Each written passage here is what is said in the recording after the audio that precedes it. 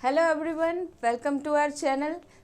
FY BCom commerce 1 हम करने वाले हैं। चैप्टर नंबर 3 आज हम शुरुआत करेंगे, जिसका नाम है प्रोजेक्ट प्लानिंग। तो अब यहाँ पे हम सारी ही चीज़ें प्रोजेक्ट से रिलेटेड स्टडी करेंगे। तो उसमें कौन कौन से टॉपिक है वो पहले हम ओवरव्यू कर लेते हैं। तो इंट्रोडक्शन पार्ट 1 में उन्होंने क्या क्या टॉपिक्स लिए हैं। तो बिजनेस प्लानिंग प्रोसेस सबसे पहला हमें स्टडी करना है, ठीक है, इस चैप्टर में प्रोजेक्ट प्लानिंग में। उसके बाद आने वाला है concept and importance of project planning, कि प्रोजेक्ट प्लानिंग करना क्यों ज़रूरी है, वो चीज़ हम पढ़ेंगे।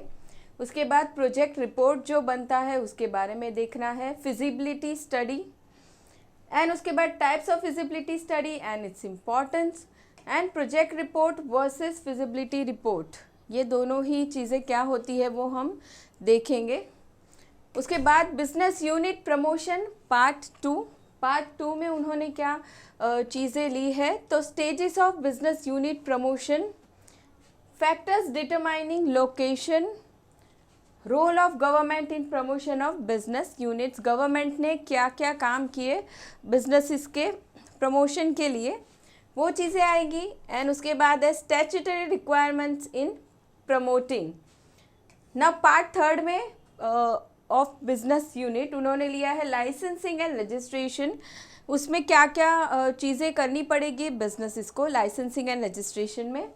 एंड उसके बाद filing returns and other documents, businesses को काफ़ी सारे रिटर्न्स फाइल करने होते हैं, काफ़ी सारी लीगल फॉर्मेलिटीज़ होती है, ये वो सारी चीज़ें यहाँ पे आने वाली है। एंड उसके बाद है इम्पॉर्टेंट लीगल प्रोविजंस, ठीक है, ये चीज़ें हम स्टडी करेंगे इस चैप्टर में। अभी सबसे पहला टॉपिक आज हमें करना है इंट्रोडक्शन पार्ट 1 में business planning process.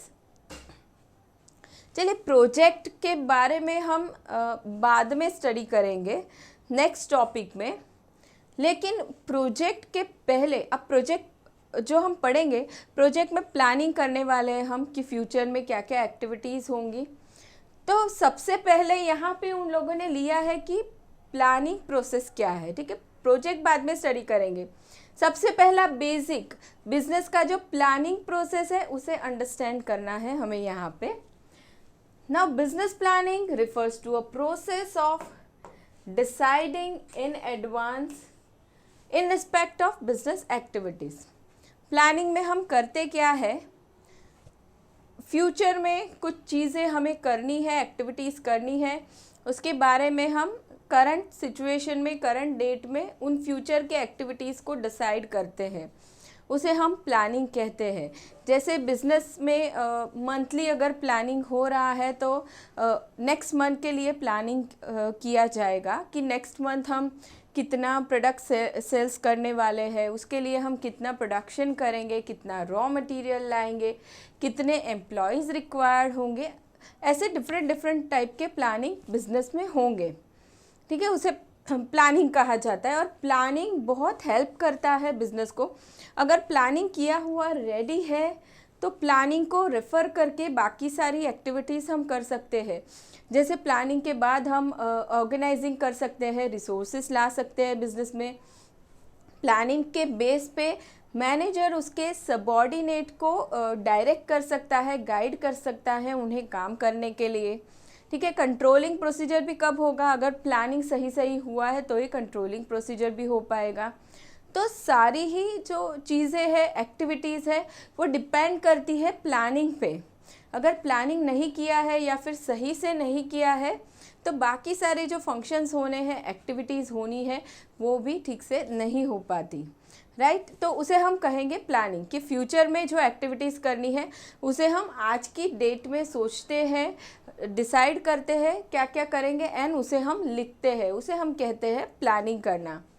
Now business planning attempts to provide answers to the following questions. अभी प्लानिंग करते समय हम किन किन क्वेश्चंस के आंसर ढूंढेंगे।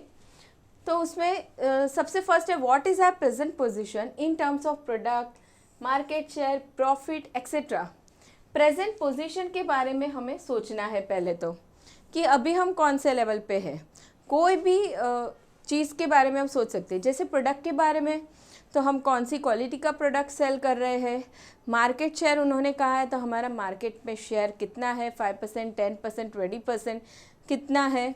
ठीक है, किस टाइप के कस्टमर हम कवर कर रहे हैं, बच्चे हैं या यंग जनरेशन है या ओल्ड एज पीपल है, कैसे लोग हम कवर कर रहे हैं। ठीक है, बाकी सारी भी और भी चीज़ें हो सकती है। रिसर्च एंड डेवलपमेंट हम कर रहे हैं, तो हम करंट सिचुएशन में हमने कितना रिसर्च एंड डेवलपमेंट किया हुआ है। फाइनेंस के बारे में हो सकता है कि करंटली हमारे पास कितने फंड अवेलेबल है, फ्यूचर में हमें कितना रिक्वायर्ड होगा वो हम बाद में सोचेंगे, लेकिन अभी हमारे पास कितना है। ये सारी चीज़ें हम प्रेजेंट पोजीशन देखेंगे सबसे पहले तो। उसके बाद what should be our future position. Future position, future में हमें कहाँ जाना है, से 5 years फ्रॉम नाउ। वैसे ही 1 साल के बाद का भी हम सोच सकते हैं, 1 महीने बाद का भी सोच सकते हैं। जैसे मान लो 1 महीने बाद कोई फेस्टिवल आ रहा है और उस टाइम पे हम हमारा प्रोडक्ट लॉन्च करना चाह रहे हैं, तो हम आफ्टर 1 month का भी सोच सकते हैं। ठीक है, फ्यूचर के लिए हम सोचेंगे, राइट। अभी जैसे मार्केट शेयर की हम बात करें, करंटली 10% है, तो हम फ्यूचर में सोचेंगे कि चलो हम विदिन 1 year 20% तक पहुंच जाए।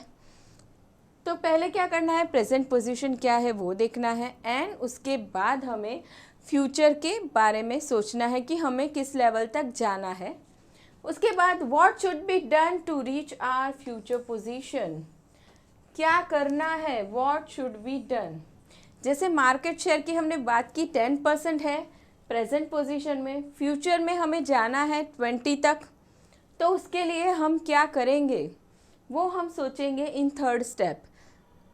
जैसे कि एडवर्टीज़मेंट अच्छा करेंगे, प्रोडक्ट की क्वालिटी इम्प्रूव करेंगे, नए फीचर्स ऐड करेंगे, या फिर हम नए नए ऑफर्स देंगे। कौन सी चीज़ हम करेंगे मार्केट शेयर इम्प्रूवमेंट करने के लिए, तो वो आएगा यहाँ पे, what should be done to reach our future position. उसके बाद आता है 4th is, are we on course to achieve our target. क्या हमने जो सोचा है टारगेट अचीव करने का, जो भी चीज़ें हमने सोची है, क्या हम वही कर रहे हैं इन करंट सिचुएशन, वही एक्टिविटीज़ हमारी चालू है, कर रहे हैं हम, वो चीज़ें हम यहाँ पे देखेंगे। तो ये 4 क्वेश्चन के आंसर हमें ढूंढने हैं जब हम प्लानिंग प्रोसेस कर रहे हैं तभी। ठीक है, अभी चलते हैं next steps in business planning process. Planning को हमने समझ लिया, तो कौन कौन से एग्जैक्टली स्टेप्स हमें फॉलो करने हैं जब हम बिजनेस में किसी भी तरह का प्लानिंग कर रहे हैं तब। ठीक है, अब यहाँ पे सबसे फर्स्ट स्टेप आने वाला है एनालिसिस ऑफ इंटरनल एनवायरनमेंट। देखिए, जब भी प्लानिंग करना है तो हम तुरंत सीधा प्लानिंग स्टार्ट नहीं कर देंगे। ठीक है, जैसे हम हमारे एग्ज़ाम के लिए प्लानिंग कर रहे हैं, ठीक है, अभी एग्ज़ाम आने वाला है फ्यूचर में, तो प्लान कर रहे हैं, तो सीधा प्लानिंग नहीं चालू कर देंगे। हम क्या करेंगे, पहले तो इन्फॉर्मेशन कलेक्ट करेंगे कि कब एग्ज़ाम है, कौन सी डेट है, हमारे पास क्या रिसोर्सेज अवेलेबल है। ठीक है, नहीं है तो हम कहाँ से लाएंगे, ये सारी चीज़ें हम सोचेंगे। उसके बाद हम इंफॉर्मेशन कलेक्ट करके प्लानिंग करने बैठेंगे। तब यहाँ पे सबसे पहला स्टेप उन्होंने क्या कहा है, एनालिसिस ऑफ इंटरनल एनवायरनमेंट करना है। जब भी प्लानिंग प्रोसेस हम करने बैठेंगे तो हम सबसे पहले क्या करेंगे, एनालाइज करेंगे हमारे इंटरनल एनवायरनमेंट को। ना what is internal environment, business organisation के अंदर जो चीज़ें आती है विद इन द ऑर्गेनाइजेशन, उसे हम कहेंगे इंटरनल एनवायरनमेंट। अभी बिजनेस ऑर्गेनाइजेशन के अंदर कौन कौन सी चीज़ें आएगी, तो हम कह सकते हैं कि एम्प्लॉयज़ कैसे है वो हम देखेंगे, टेक्नोलॉजी कैसा यूज़ बिजनेस कर रहा है वो हम देखेंगे, सुपीरियर सबॉर्डिनेट रिलेशनशिप कैसे है वो हम स्टडी करेंगे।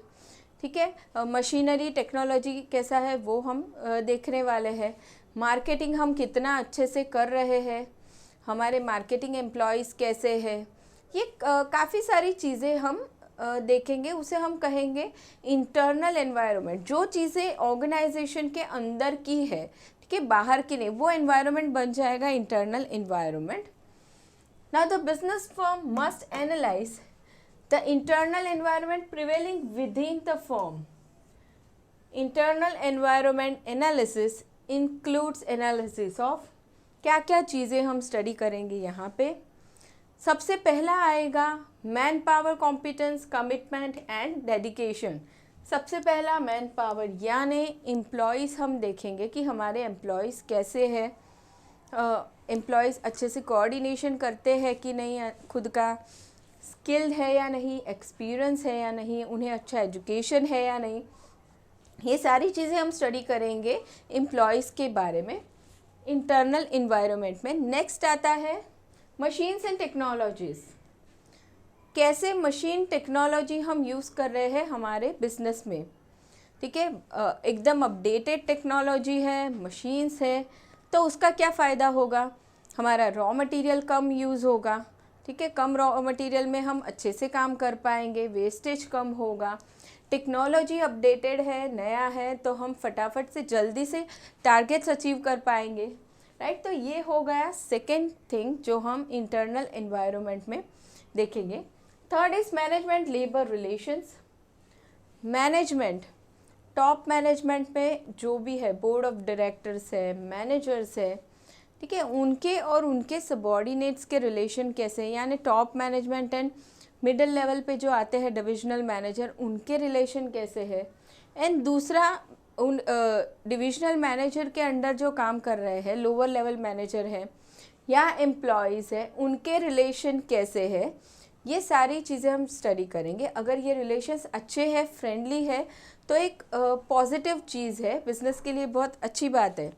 लेकिन लेबर मैनेजमेंट रिलेशंस अच्छे नहीं है तो बिज़नेस के लिए बहुत प्रॉब्लम हो जाएगी एम्प्लॉय के पास से काम करवा के लेना। राइट, तो ये तीसरी चीज़ हो गई जो इंटरनल एनवायरनमेंट में स्टडी करना है। Now fourth is management policies and practices. Management, top management है, वो कैसी थिंकिंग रखता है, वो लोग कैसी पॉलिसीज़ बना रहे हैं, प्रैक्टिसेस यानी वो उनके एम्प्लॉयज़ के पास से किस तरीके से काम करवा के ले रहे हैं। ठीक है, वो सारी चीज़ें आती हैं अंडर पॉलिसीज़ एंड प्रैक्टिसेस। तो ये मैनेजमेंट के बारे में हम स्टडीज़ करेंगे। राइट, तो ये सारी ही चीज़ें आती है इंटरनल एनवायरनमेंट। तो सबसे पहला जब भी बिज़नेस प्लानिंग हमें करना है तो हम क्या करेंगे, सबसे पहला इंटरनल एनवायरनमेंट स्टडी करेंगे। अब ये स्टडी करके हमें क्या पता चलेगा कि हमारे बिज़नेस का स्ट्रेंथ क्या है एंड वीकनेस क्या है। ठीक है, इंटरनल एनवायरनमेंट से ये हमें पता चलेगा।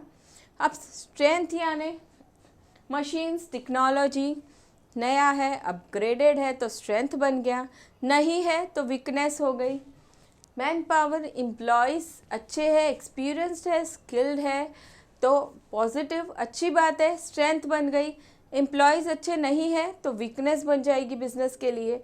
ठीक है, तो ये स्ट्रेंथ एंड वीकनेस ढूंढना है इंटरनल एनवायरनमेंट स्टडी करके। नाउ यहाँ पे उन लोगों ने वही बोला है, the analysis of internal environment indicates strength and weaknesses of the organization. Now second is analysis of the external environment. Internal हमने देख लिया कि बिज़नेस के अंदर क्या क्या चीज़ें आती है। अभी बिज़नेस के बाहर की चीज़ें, ठीक है, बिज़नेस के बाहर कौन सा एनवायरनमेंट है, एक्सटर्नल एनवायरनमेंट, वो कैसा है, वो स्टडी करेंगे हम। अभी एक्सटर्नल एनवायरनमेंट में कौन कौन आएंगे, सबसे पहला तो कस्टमर आएगा। ठीक है, कस्टमर, गवर्नमेंट, क्रेडिटर्स यानी सप्लायर्स, ठीक है, ये सारे ही लोग आएंगे एक्सटर्नली। सोसाइटी है, जनरल पब्लिक। ठीक है, अभी जो कस्टमर है उनके टेस्ट, प्रेफरेंसेस, फैशन कभी भी चेंज हो सकता है। गवर्नमेंट कोई भी पॉलिसी, रूल नया ला सकती है, वो भी चेंज हो सकता है। तो एक्सटर्नल एनवायरनमेंट को कंट्रोल करना डिफ़िकल्ट है, वहाँ पे हम कोई कंट्रोल नहीं चला सकते। ठीक है, विद इन ऑर्गेनाइजेशन की चीज़ें हम कंट्रोल कर सकते हैं, वहाँ पे हम कंट्रोल नहीं कर सकते एक्सटर्नल एनवायरनमेंट में। और एक्सटर्नल एनवायरनमेंट स्टडी करके हमें मिलता है अपॉर्चुनिटी एंड थ्रेट। जो चीज़ें अच्छी है तो हमारे लिए अपॉर्चुनिटी बनेगी और नहीं है तो थ्रेट बन जाएगी। जैसे हम कहें कस्टमर की फैशन चेंज हो रहा है कस्टमर के, ठीक है, प्रेफरेंसेस चेंज हो रहे हैं, तो अगर वो हमारे प्रोडक्ट्स पसंद करते हैं तो हमारे लिए अच्छी बात है, हम हमारा मार्केट शेयर बढ़ा सकते हैं। लेकिन अपोजिट हो गया, ठीक है, हमारे प्रोडक्ट्स कस्टमर को अच्छे नहीं लग रहे हैं, कॉम्पिटिटर के अच्छे लग रहे हैं, कॉम्पिटिटर ने कोई नया प्रोडक्ट लाया है, वो कस्टमर को पसंद आ रहा है, तो अब वो कॉम्पिटिटर हमारे लिए थ्रेट बन गया, राइट। तो हमें एक्सटर्नल एनवायरनमेंट स्टडी करना है एंड अपॉर्चुनिटी एंड थ्रेट ढूंढना है। The business firm must analyse the external environment. The external environment analysis include analysis of, सबसे पहला government policies, competitors strategies, competitor क्या क्या स्ट्रेटजी फॉलो करे, ऑफ कोर्स हम जैसे ट्राई करेंगे हमारा मार्केट शेयर बढ़ाने की, वैसे ही कॉम्पिटिटर भी ट्राई तो करेगा ही, तो वो क्या स्ट्रेटजी फॉलो कर रहा है, क्या वो नया प्रोडक्ट ला रहा है, प्रोडक्ट के फीचर्स चेंज कर रहा है, कोई नए ऑफर्स दे रहा है, या अच्छे से एडवर्टीजमेंट कर रहा है, कॉम्पिटिटर क्या स्ट्रेटजी फॉलो कर रहा है वो चेक करना होगा। Next, customers requirements and preferences, customer की रिक्वायरमेंट प्रेफरेंसेस क्या क्या है हमेशा ही देखते रहना होगा, क्योंकि कस्टमर की रिक्वायरमेंट एंड प्रेफरेंसेस हमेशा ही चेंज होते रहते हैं।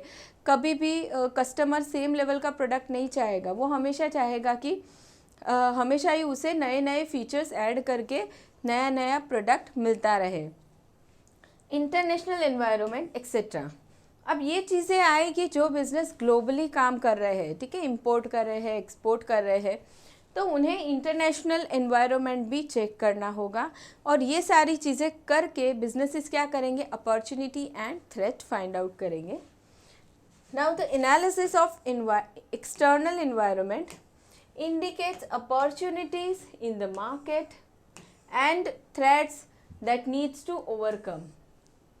अपॉर्चुनिटी है तो हम उसका फ़ायदा उठाएंगे एंड हम हमारा मार्केट शेयर बढ़ा देंगे, लेकिन अगर थ्रेट है तो हम क्या करेंगे, थ्रेट से हम ओवरकम आने की ट्राई करेंगे कि हम उसे मिनिमाइज़ करके आगे बढ़ सके, ऐसा हम कोशिश करेंगे, ठीक है। चलिए, ये दो चीज़ें हमने कर ली। सबसे पहला हमने इंटरनल एनवायरनमेंट स्टडी किया, नेक्स्ट हमने एक्सटर्नल भी कर लिया। Now third is setting of corporate objectives. एक बार हमें पता चल गया हमारी स्ट्रेंथ क्या है, वीकनेस क्या है, और हमारे लिए अपॉर्चुनिटीज़ क्या क्या है, थ्रेट क्या है। अभी हम क्या करेंगे, कॉर्पोरेट ऑब्जेक्टिव्स सेट करेंगे, यानी हमारे बिजनेस के लिए हमें क्या क्या ऑब्जेक्टिव्स अचीव करने हैं वो हमें यहाँ पे सेट करना है। आफ्टर स्वॉट analysis, strength, weakness, opportunity, threat analysis, the business must set corporate objectives in all functional areas. चलिए, ऑब्जेक्टिव्स सेट किए जाएंगे। द ऑब्जेक्टिव्स कैन बी, 3 तरह के ऑब्जेक्टिव हो सकते हैं, short term, medium term and long term. अभी शॉर्ट टर्म के लिए क्या क्या हो सकते हैं, to be achieved within 1 year, तो हम कहेंगे कि मार्केट शेयर थोड़ा हमें बढ़ा देना है, वो हो सकता है, या फिर कोई नया मशीनरी हमें लाना है बिजनेस में, ठीक है, ये सारे हमारे शॉर्ट टर्म ऑब्जेक्टिव हो सकते हैं। अभी आगे बढ़ते हैं, medium term objectives, to be achieved over a period of 1 to 5 years, 1 से 5 साल के बीच में हम अचीव करेंगे। वैसे कौन से ऑब्जेक्टिव्स हो सकते हैं, तो मान लो कि हमने ऐसा सोचा है कि हमें कोई नया ब्रांच ओपन करना है हमारे बिजनेस का, तो यस हम विद इन 5 years कर सकते हैं। अभी हमने सोचा है तो विद इन 5 years ये चीज़ हो सकती है, राइट। या फिर हमें कोई नया प्रोडक्ट डेवलप करना है R&D करके, तो वो भी हो सकता है विद इन 5 years, तो वो हमारा ऑब्जेक्टिव हो जाएगा medium term objective. And third is long term objective, to be achieved over a period of more than 5 years, बहुत लंबा टाइम लग जाएगा अचीव करने में।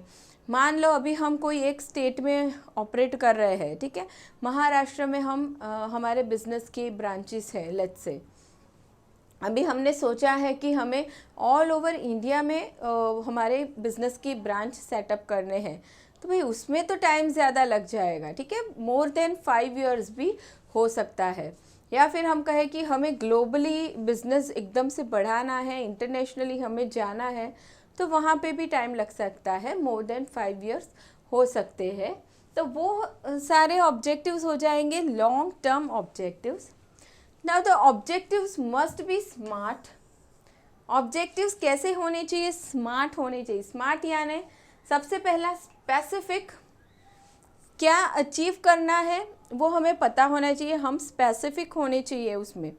जैसे हमें नया प्रोडक्ट डेवलप करना है या कोई नया बिजनेस चालू करना है, जैसे हम कहीं इलेक्ट्रॉनिक गुड्स में हम ऑपरेट कर रहे हैं, ठीक है, टेलीविज़न हम सेल कर रहे हैं, तो हम उसके साथ ही हम वॉशिंग मशीन भी स्टार्ट करने वाले हैं, तो हम स्पेसिफिक है, हमें पता है हमें कौन सा बिजनेस चालू करना है। स्पेसिफिक, मेजरेबल, मेजर हम कर सके वैसे ऑब्जेक्टिव्स होने चाहिए, ठीक है। जैसे हमने कहा है मार्केट शेयर हमें बढ़ाना है, 10% to 30% जाना है, तो 10 to 30%, 30% हम मेजर कर सकते हैं। हमने ऐसा नहीं सोचा है कि चलो मार्केट शेयर बढ़ाना ही है बस, लेकिन कितना बढ़ाना है हम मेजर कर सके वैसा होना चाहिए। मेजरेबल, अचीवेबल होना चाहिए। अभी 10% मार्केट शेयर है और हम ऐसे बोल रहे हैं कि चलो हम 60% मार्केट शेयर तक पहुंच जाएंगे, ठीक है, 60% मार्केट हम ही कवर कर लेंगे, तो क्या ये अचीवेबल है? प्रैक्टिकली बहुत डिफ़िकल्ट होगा अचीव करना। तो स्पेसिफिक, मेजरेबल, अचीवेबल, रियलिस्टिक होना चाहिए, ठीक है। रियल सिचुएशन में तुम सोच सको, ठीक है, ऐसा नहीं है कि एकदम इमेजिनरी तुम्हें लग रहा है, अचीव नहीं कर पाओगे और ऐसे ही तुमने ऑब्जेक्टिव्स बना लिए।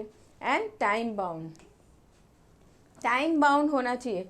शॉर्ट टर्म है, मीडियम टर्म है, लॉन्ग टर्म है, जो भी ऑब्जेक्टिव है टाइम बाउंड होना चाहिए कि विद इन 1 ईयर हमें अचीव करना है, 1 to 5 करना है, या 5 to मोर देन 5 ईयर में अचीव करना है। जो भी है टाइम लिमिट एक स्पेसिफिक डिसाइड होनी चाहिए, राइट। तो ये चीज़ें हमने देख ली कि हम क्या करेंगे, स्वॉट एनालिसिस किया एंड उसके बाद हमने ऑब्जेक्टिव्स सेट कर लिए, फाइन। अभी उसके बाद हमें देखना है फॉर्मुलेशन ऑफ स्ट्रैटेजीज।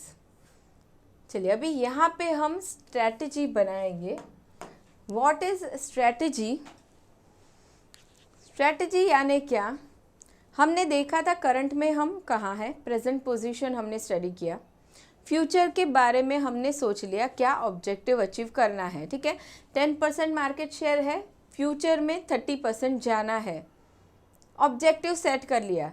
लेकिन उस 10 से 30 जाने के लिए क्या क्या चीज़ें हम करेंगे, क्या क्या एक्टिविटीज़ हम एग्जैक्टली करेंगे, उसे उस डिसीजन को उस चीज़ें डिसाइड करने को हम स्ट्रैटेजी कहेंगे, ठीक है। 10% to 30% हमें जाना है, ऑब्जेक्टिव 30% का अचीव करना है, तो उसके लिए हम क्या करेंगे? एडवर्टीज़मेंट करेंगे, अच्छे से बहुत बड़ा एडवर्टीज़मेंट करना है, या फिर प्रोडक्ट की क्वालिटी बढ़ानी है, कि ऑफ़र्स देने हैं प्रोडक्ट में, क्या चीज़ हम फॉलो करने वाले हैं उसे हम स्ट्रैटेजी कहेंगे। तो अभी फॉर्मुलेशन ऑफ स्ट्रैटेजी, ऑब्जेक्टिव बना लिए हमने, फ्यूचर में क्या अचीव करना है, तो उसके अचीव करने के लिए अभी हम स्ट्रैटेजी बनाएंगे। The management team must formulate strategies.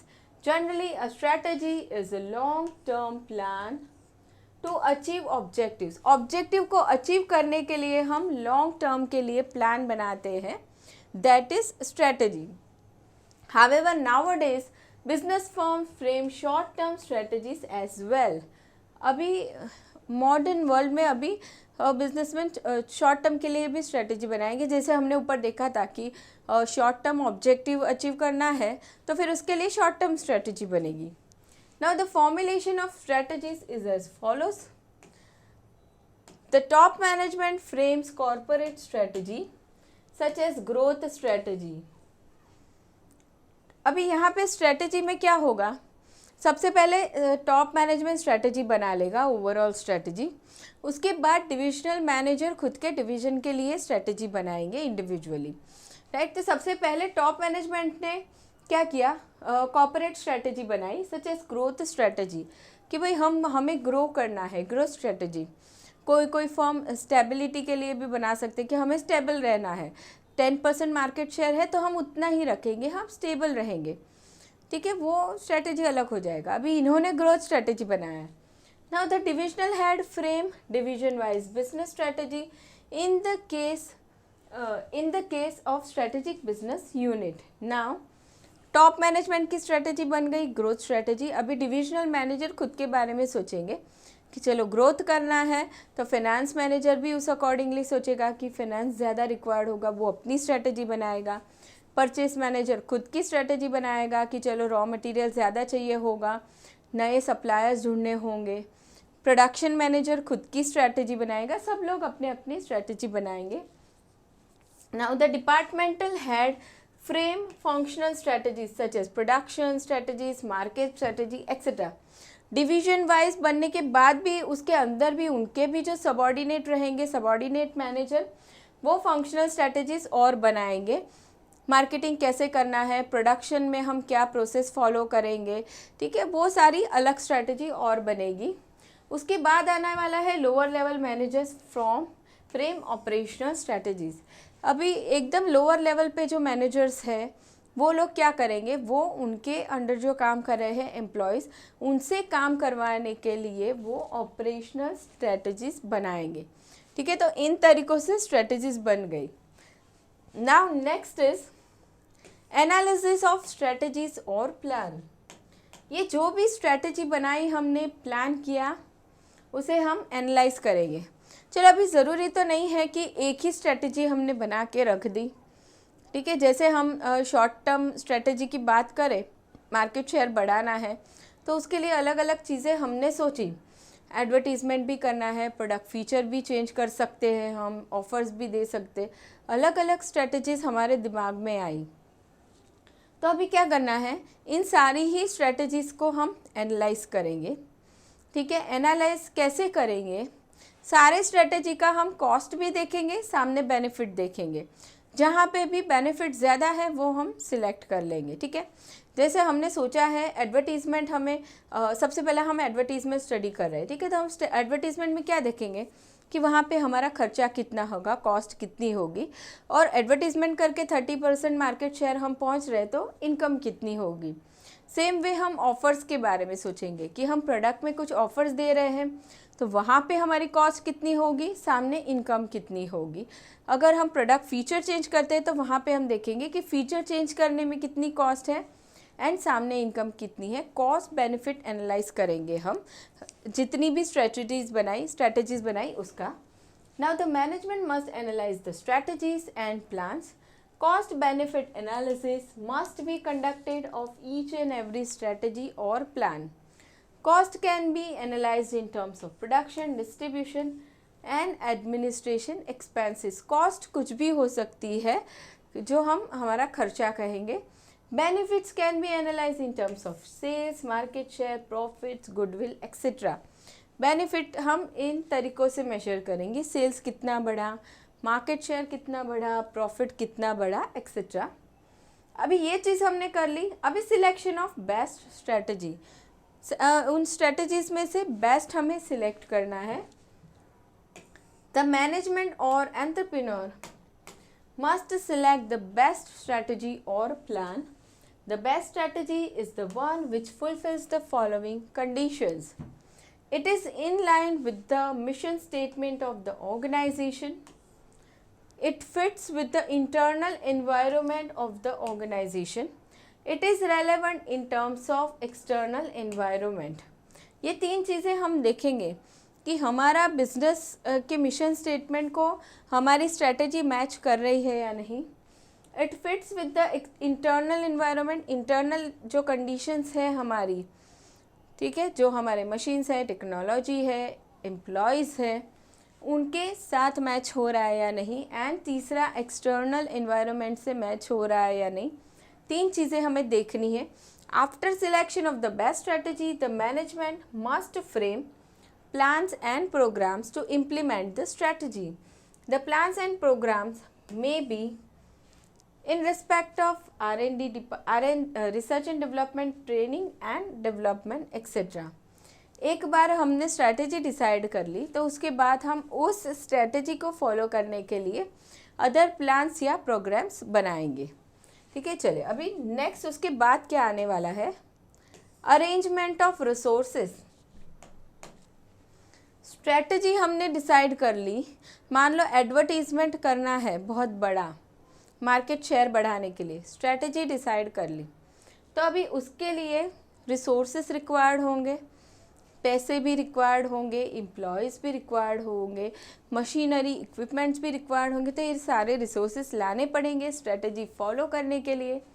तो उसके बाद वाला स्टेप आता है अरेंजमेंट ऑफ रिसोर्सेज।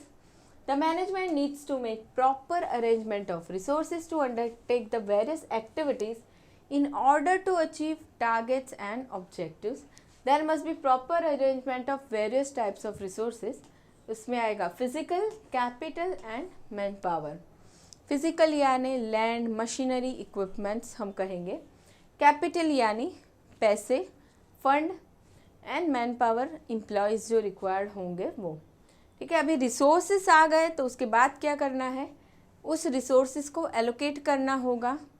ठीक है, जैसे हमने कहा एडवर्टीज़मेंट के लिए ही हमने रिसोर्सेस लाए हैं, तो वो रिसोर्सेस एलोकेट होंगे मार्केटिंग डिपार्टमेंट को।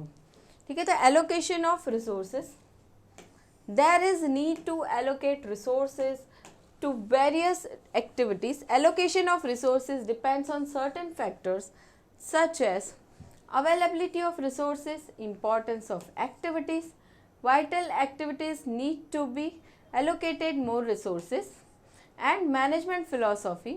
Professional management may allocate more funds for R&D, training and development, technology upgradations, CSR यानी corporate social responsibilities etc.